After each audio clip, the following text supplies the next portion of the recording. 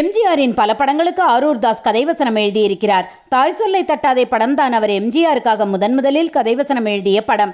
தேவர் அவரை எம்ஜிஆரிடம் முறைப்படி அறிமுகம் செய்து வைத்தார். தாய் சொல்லை தட்டாதே படத்தின் வசனத்தை அவரிடம் ஆரூர் தாஸ் படித்து காண்பித்தார். ஒரு காட்சியில் தனது காதல் திருமணத்திற்கு தந்தையின் அனுமதி கிடைத்துவிட்டது, உங்களது அம்மாவை என் வீட்டுக்கு அனுப்பி எங்க அப்பா கிட்ட என்னை பெண் கேட்க சொல்லுங்க என சரோஜா தேவி சொல்லுவார். அதற்கு எம்ஜிஆர், எங்க அப்பா இறந்ததுக்கு அப்புறம் எங்க அம்மா எந்த மங்கள காரியத்திலையும் பங்கெடுத்துக்கிற வழக்கம் இல்லை என சொல்லிவிட்டு, பொதுவாக கணவரை இழந்த பெண்ணை பார்க்காதே, அது அபசகுணம் என சொல்லுவார்கள். ஆனால் நான் விடிந்ததும் என் அம்மாவின் முகத்தில் தான் முதலில் விழிக்கிறேன். அதனால் எனக்கு வெற்றி மேல் வெற்றி கிடைக்கிறது. எப்பவும் தாய்தான் என் தெய்வம், அவர் சொல்லை நான் தட்டமாட்டேன் என்பார் எம்ஜிஆர். இந்த வசனத்தை கேட்டதும் எம்ஜிஆர் ஆரூர் தாஸை தன்னோடு சேர்த்து அணைத்துக் கொண்டார்.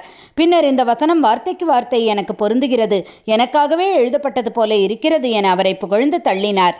பின்னர் தன் பல படங்களுக்கு அவரை வசனம் எழுத வைத்தார் எம்ஜிஆர்.